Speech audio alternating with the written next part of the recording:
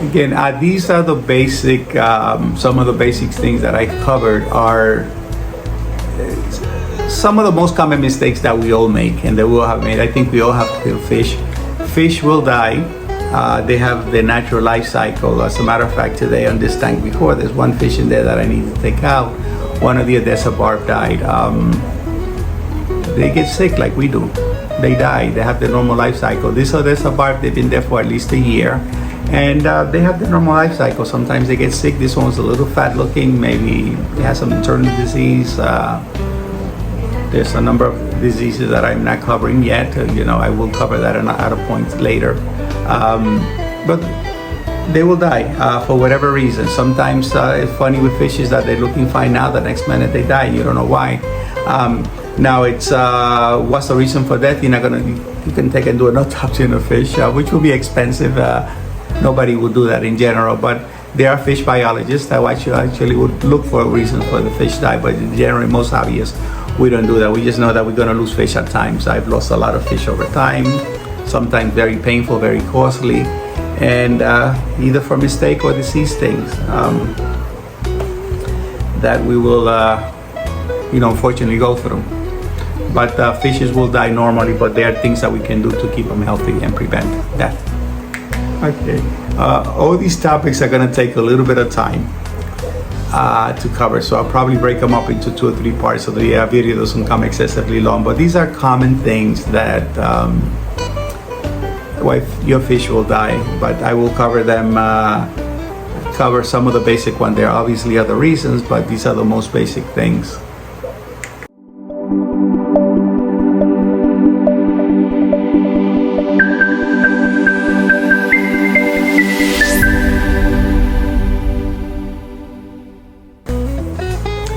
The other question that I asked her was, how do you change your water?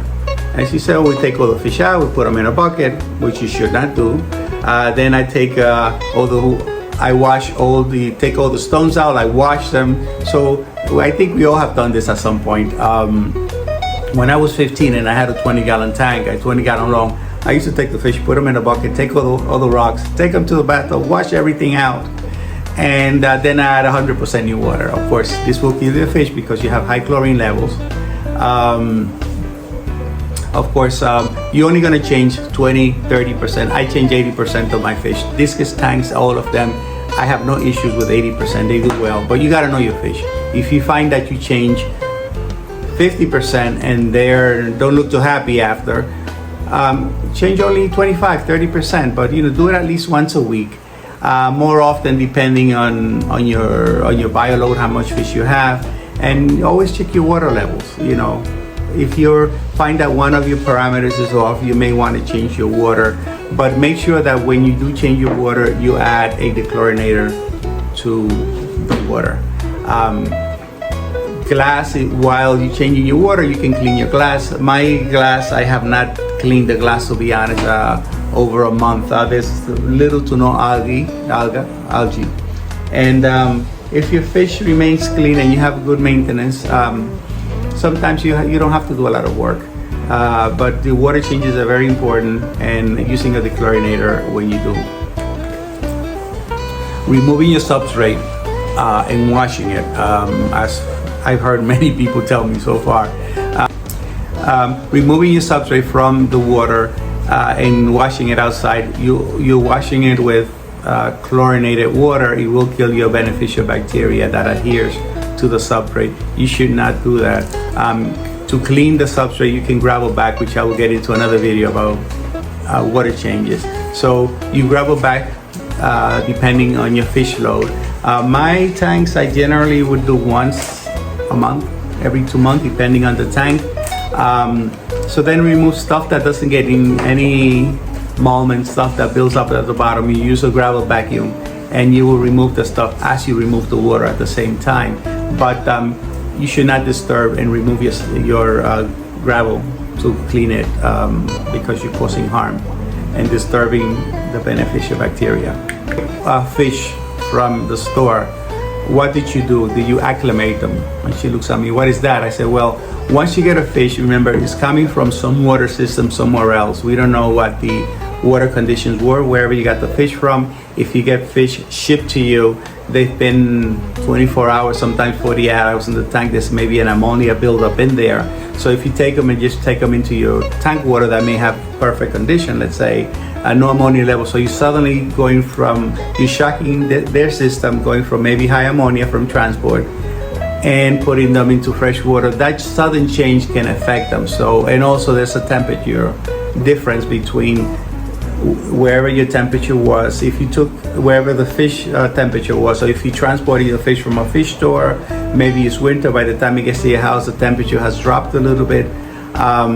So you float the fish in the water, in the bag for a little while, and then you slowly add a little bit of your water. Every few minutes you add a little bit of water until the fish, you're adjusting the temperature first, maybe 15-20 minutes floating in the tank.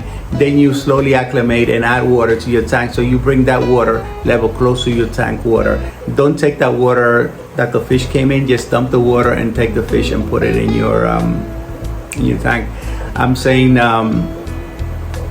don't put the water in because there may be some contaminants in there. You don't want to throw that into your tank. So acclimate your fish.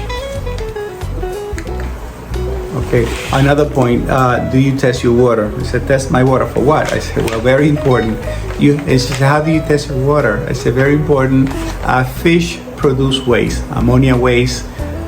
Your beneficial bacteria will convert ammonia to nitrites, and then which is still harmful, but less harmful than ammonia. Ammonia will burn the gills for the fish. This is part of your nitrogen cycle, which I have covered, and I will cover in a shorter video. Ammonia is fish waste, pretty much. The beneficial bacteria will convert ammonia to nitrite, and then later to nitrate, which is less harmful. Nitrates is removed by water changes. So if you have levels of any of those high levels, your fish can die. And when you have a fish tank that you haven't changed your water, or I asked my friend, how often do you change your water? She says, I don't know, every month, every 2 months. And I tell her weekly. She looks at me like, weekly? I say, yeah. Partial water change at least once a week. Depending on your tank, sometimes I have gone 1 month. This is a 60-gallon tank here. I have primarily some barbs and small fish in here. So I've gone as far as a month without changing the water. We do filtration, water levels maintain normal. And again, you gotta know your fish, you gotta know your system, you gotta know your tank. So the requirements are different for everyone, but you gotta test your water. This is a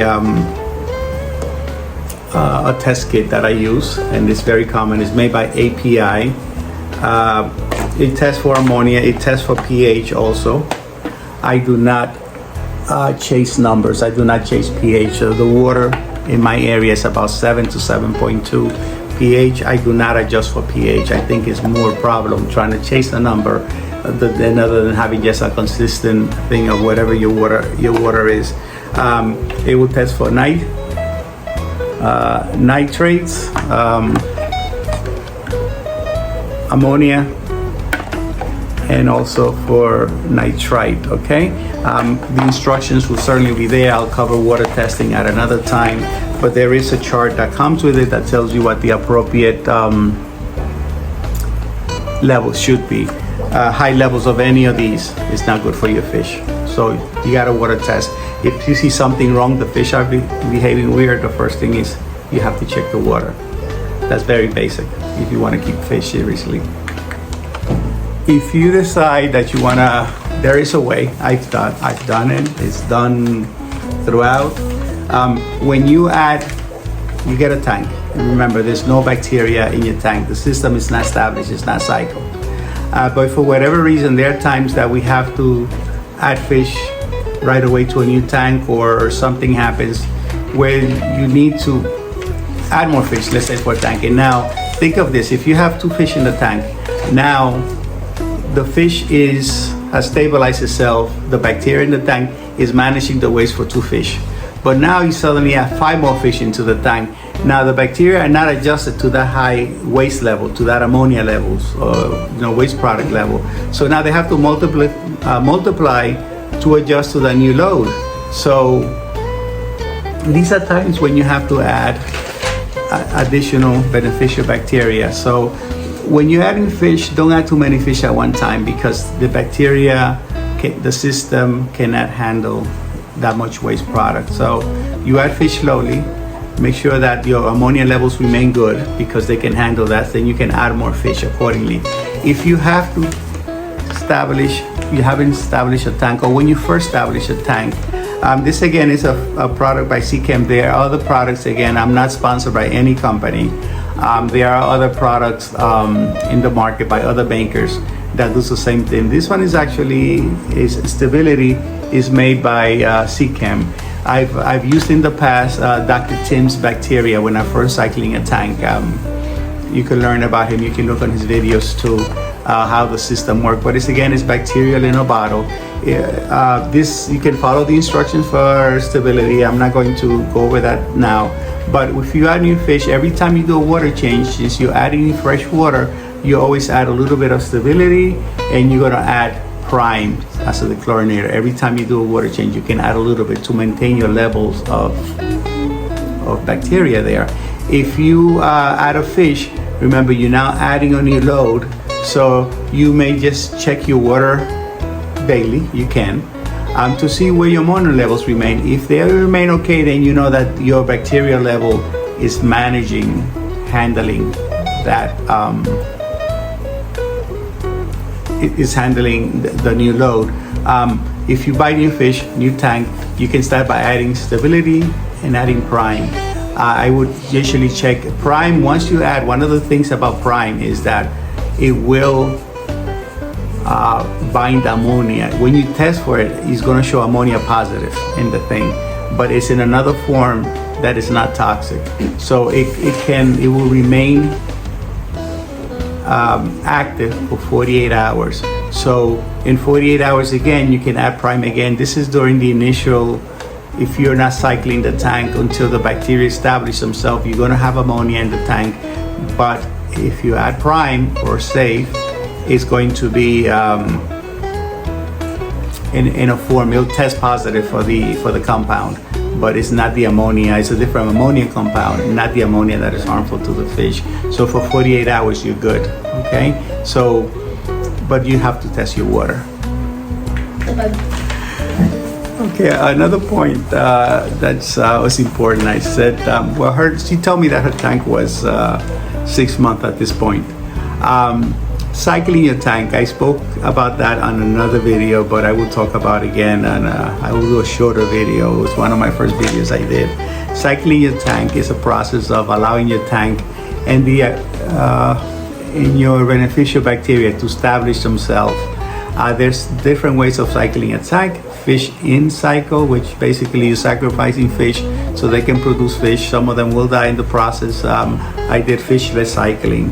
I generally do fish recycling. If you have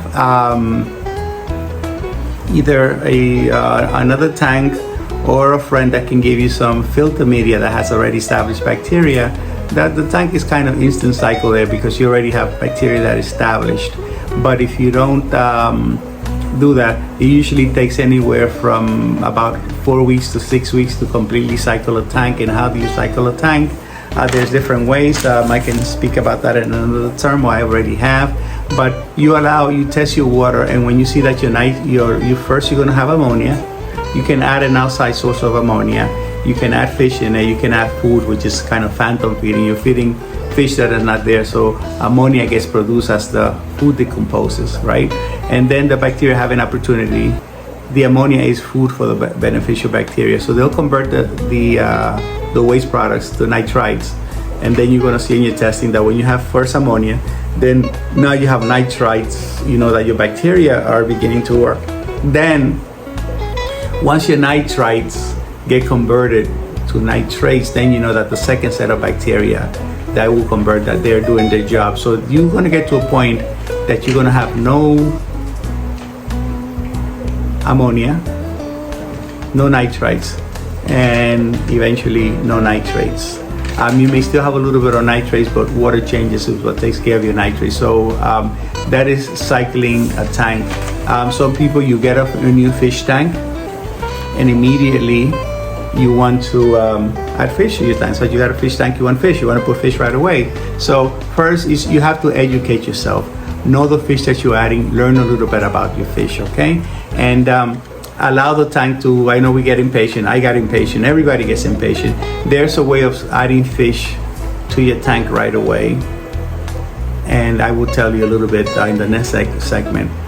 You can add fish right away to your tank, but you have to be consistently checking your water, okay? I will tell you more a little bit about that. Another point on your fish dying, do research on your fish. Know what kind of fish you're keeping, know their requirements. You obviously don't want to keep an Oscar, which is an aggressive fish. Keep them with a small tetra because the tetra will be food for the Oscar. So if you're keeping a community aquarium, know what fishes can go with each other. There are some fish that are aggressive, semi-aggressive. There are fish that are predatory fish that will, it's a cycle of life.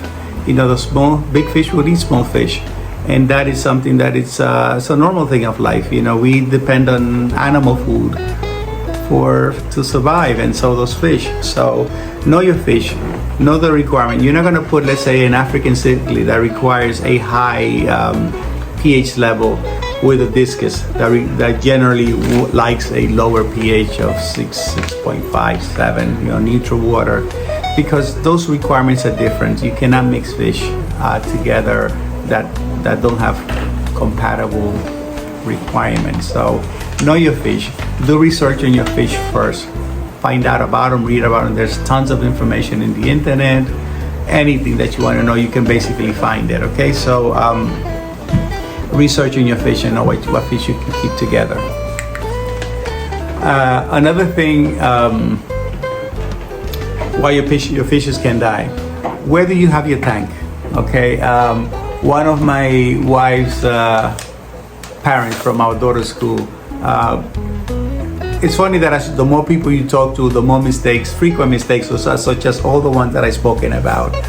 She says, I put my fish near the window. In winter, the water literally froze, okay? So the position, she killed the fish because the water temperature. Depending where you live, you need a water heater. Putting a fish tank near a window is always a bad idea for a couple of reasons. You're gonna have a lot of sunlight, you're gonna have problem with algae growth. And temperature, if it's sunny, you're gonna raise the temperature of the water. If it's cold, you're gonna freeze your fish like this lady just did. So watch where your tank placement is. Don't put them to direct sunlight, don't put them near windows, don't put them near heating source, because that can definitely kill your fish.